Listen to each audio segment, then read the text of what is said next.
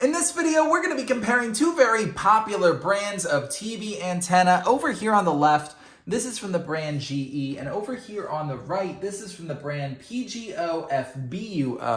And we're going to go over all the pros and cons to each one of these TV antennas to help you pick which one is right for you. So let's get right into it. The first thing I want to talk about is their listed range. This one's listed at 30 miles, which is the lowest of any TV antenna I've tried out. And this one is listed at 880 miles, which is the highest of any TV antenna I've tried out. So you would think that this one's gonna get many more channels than this one here, but I put it to the test to not just talk about theory, but to talk about, in practicality, how many stations that equals, at least in my house, as one example. So let's talk about that. I put both of these on my TV downstairs to try in unideal conditions. You're close to the ground, you're far away from windows. Then I moved them to the TV upstairs, more ideal conditions, higher off the ground, closer to a window, to see how they do in both of those conditions, and the results blew me away.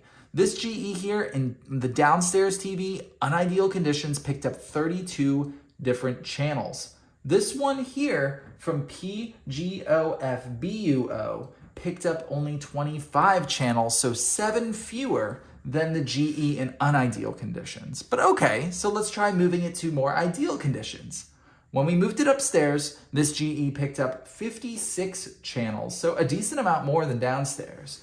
But then this one over here only picked up 46, so more than it did downstairs, but still 10 less than the GE did. So if number of channels is important to you, don't necessarily look at the listed range, because that could be a little deceptive. This GE actually performed a decent amount better because it's not just the listed range, but how well it picks up the channels within that listed range too, and the GE dominated in performance there. When it came to actual picture quality, both of these did a fantastic job, amazing picture quality, not much of a difference there. So besides just the number of channels, you're going to want to pay attention to one other thing, which is design. You might not like this kind of retro rabbit ears style antenna, and you might want something a little more modern, like this one here. This one can just be placed next to your TV, but it can be mounted, which this one is not really meant to be mounted here.